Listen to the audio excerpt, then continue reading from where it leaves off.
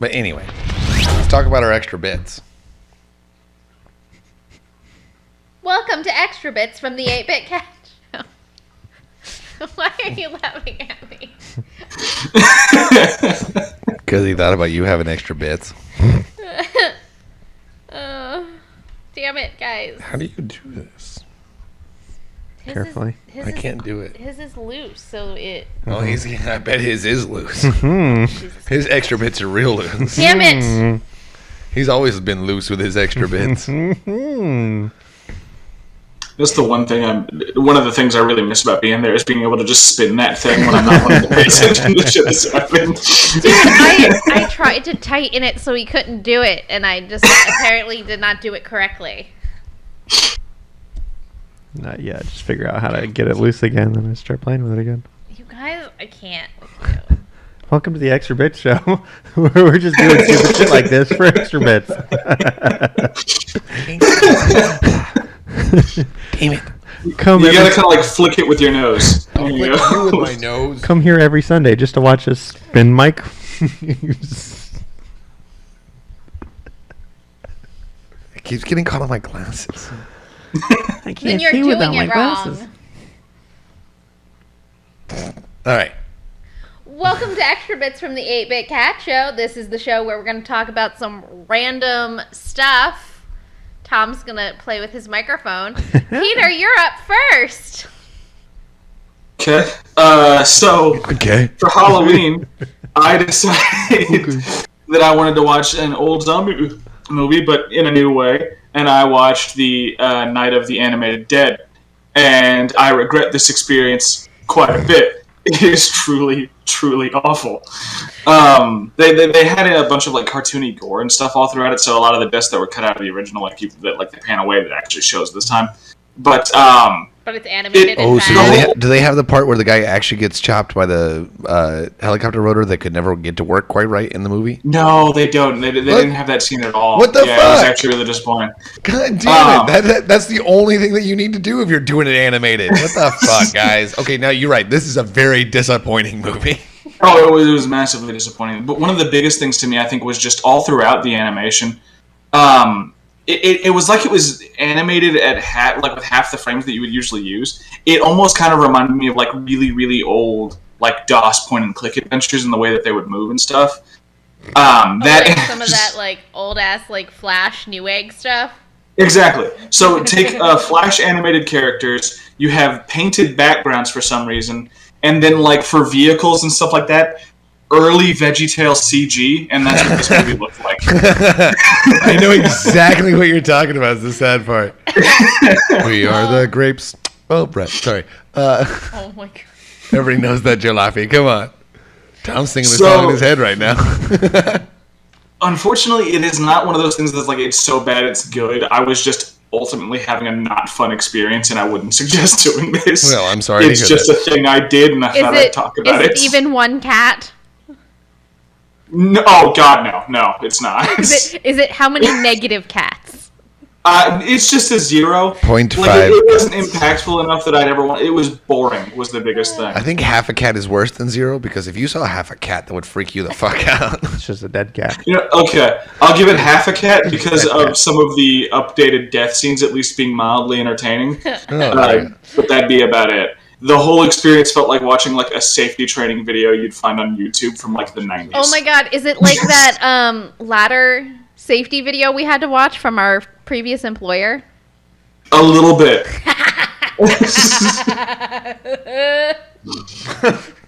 That was intense. She went hard there. Or is it like all those infomercials where you see like the woman like open up the Why can't I thing hold and then on all to oh my god! It's kind of a mix of all of those things. The animation style is just egregious. Like egregious. Just watching, That's a $5 watching somebody like wash a dish and just like water's going everywhere, and you're like, why are you washing dishes like that? It makes no sense. Hey, maybe they came from a single parent household and they were just never taught, okay? Tom, you don't know everyone's life situation. Why are you such a bigot? Jesus. Talk to us about your extra bits. I mean, when you're thinking about it, if you're washing that aggressively, there's something wrong with the pan. You probably just need to throw it away. Just saying. Should have gotten some Teflon. That's all I done. Something. Maybe greased it a little. Yeah, maybe a little bit. Yeah. Yeah, relax it, greased up a little bit. You are up, sir. Oh, it's my turn. I didn't know that. 2 videos of mine. One is Disney's Racist, and the other one is about science and about dwarf planets, which is pretty cool because dwarf planets in the new classification and all that other stuff. Do you know there's like 800 dwarf planets? Yeah. In the solar system? Yeah. In our solar system, yes. Yeah. Is Most of Pluto them- a planet again? No, it's a dwarf planet. Dwarf planet. Yeah. So that all of those dwarf planets most of them are outside of the solar system. There's a couple that would be technically considered in the asteroid belt. They're Be a not. planet to me. I mean, if you want to say within the local system of like the 8 planets, then yes, they are all outside of it. Yeah, they're all pretty much outside of the orbit of what would have been considered the Pluto. Pluto. Well, Yeah. it's still considered Pluto. They're It's just in the Oort dwarf cloud, planet pretty Pluto. much. Oort cloud. Yeah. I do love that Oort. Yeah, but it's a cool video. So, do they prove that Disney's racist unequivocally and irrevocably? Because I agree with that sentiment. Disney is definitely at least a little bit racist. racist and sexist. Yeah. Oh, and sexist too. Yeah, oh, yeah, for sure. yeah, For yeah. sure. Yeah, we'll have to watch it. We'll have at to the watch end, that. and then you I'm can down see for it. this. I mean, it's brief, maybe 2 minutes. Oh, that's good. Yeah. That's good. Zachary. My extra bits. I'm gonna give a second one because my first extra bit is extremely depressing. And I don't know if you noticed, I'm wearing an Astros jersey, and now when this comes out, it will definitely be official. The Astros lost the World Series in the game number 6, 7-0. It was real bad, y'all. So speaking of things that are just tragically awful, we talked about it in our silent movie last week. We talked about a movie called Zombies, and Zombies is bad. But you know what's really, really bad? Zombies too. Zombies 2. It's real bad. There are no redeeming factors to Zombie 2 except for the last 35 seconds where they somehow maneuver their way into making it a prequel to Zombies 1. It was really bad. What's the worst movie you've ever seen? Night of the Animated Dead. I'm sure this was worse. There was no acting ability whatsoever. No continuity. Just made no sense. And when we say no acting ability, it's not like they were like, oh, I'm monotone. And they were like, oh my God, what are we gonna do? I have seen middle school stage productions with higher caliber actors. And these people were paid to make this movie. Just remember that. Just remember that. Peter will understand why this is. It is still an asylum film. I think these are the people that were too bad at actors to be in porn.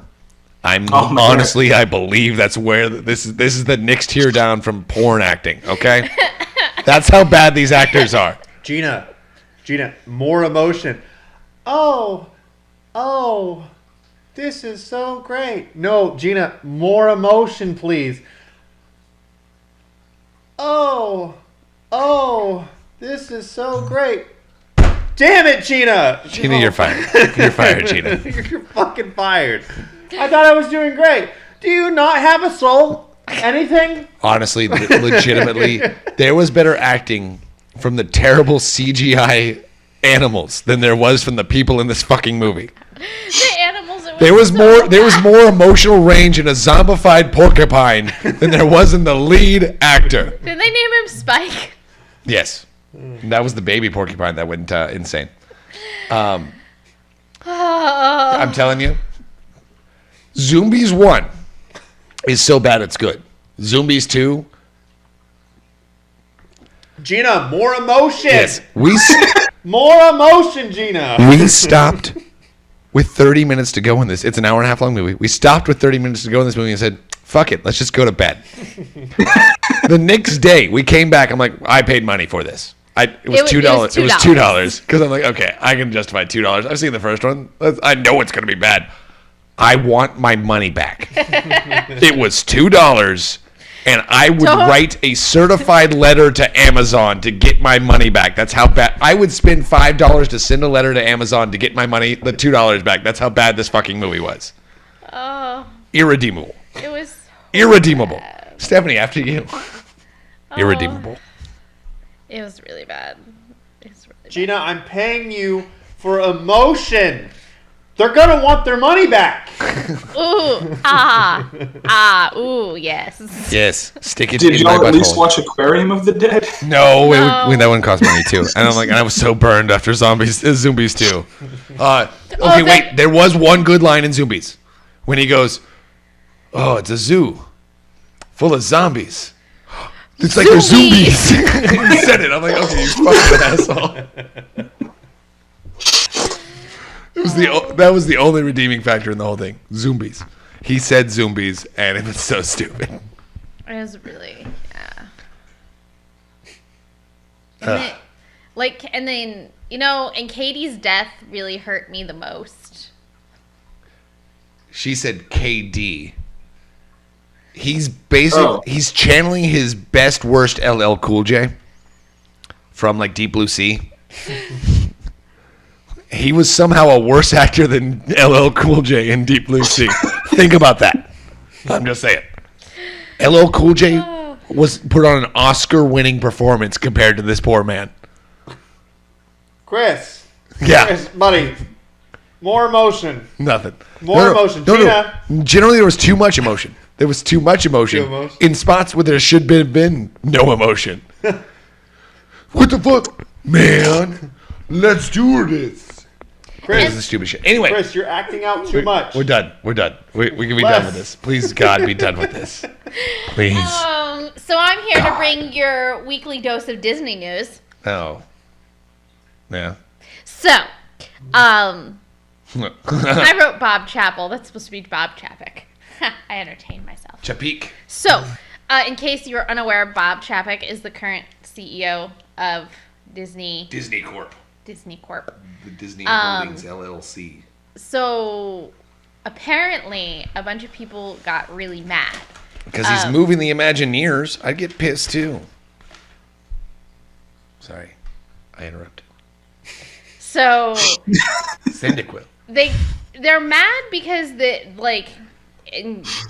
everything is going up in price, right? Like, so there's no more free fast passes. Like, it's all a paid service now, which, by the way, is still cheaper than the Universal Fast Pass, but whatever. And they feel like he cares more about making money than he does about the guest experience. So a bunch of people started an online petition to remove Bob Chapek as the CEO and put Josh D'Amaro, who's currently the vice president of guest experience, in charge. This thing has over 50,000 signatures. And a lot of them are Disney employees. A lot. So they're all fired. Only if they get caught. But yeah, so I just thought that was like, and it was really funny because the first article that came out, the petition was running around like 30,000, and then like the article came off, and then it just like skyrocketed, and so at this point I'm sure it is above 50,000. But I was just like, wow.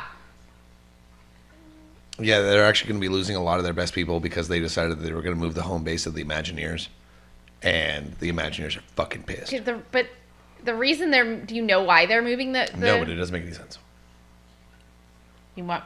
Would you like me to inform you? Okay, sure. Yes. Okay, so the reason that they want to move the home base of the Imagineers from California from California to Florida is because Florida has a lot more relaxed laws and restrictions.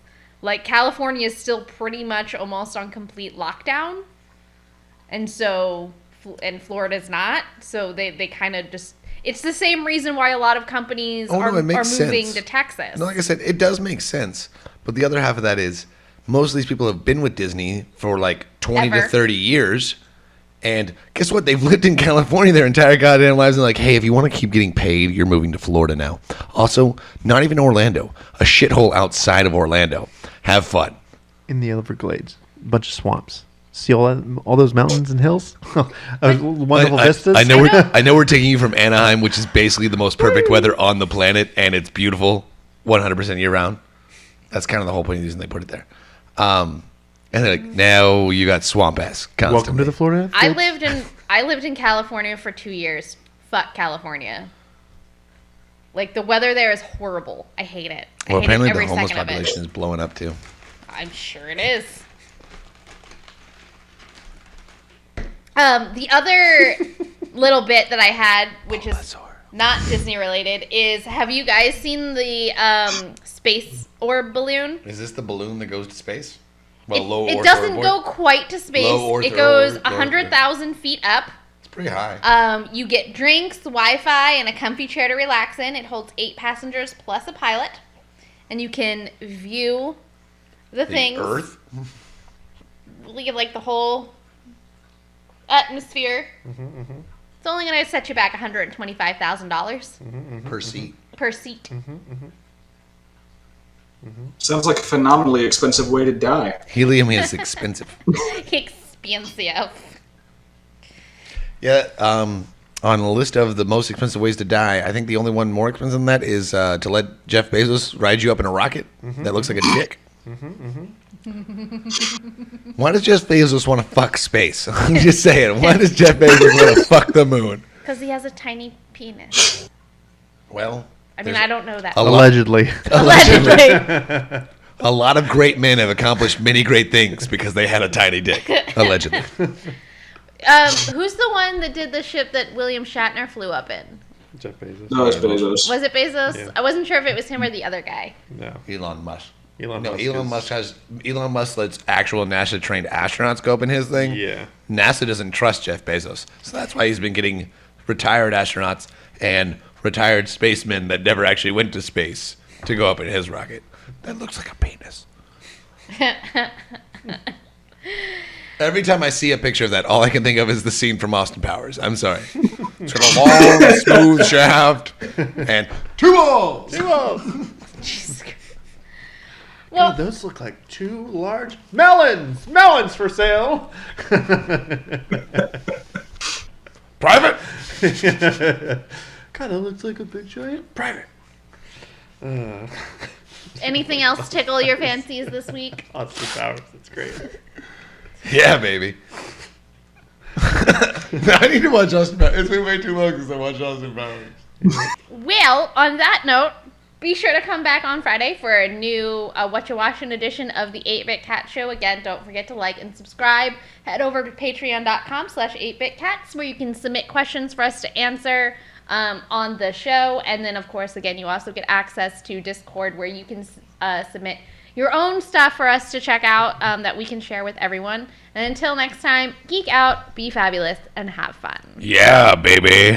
Gina, Chris, come on!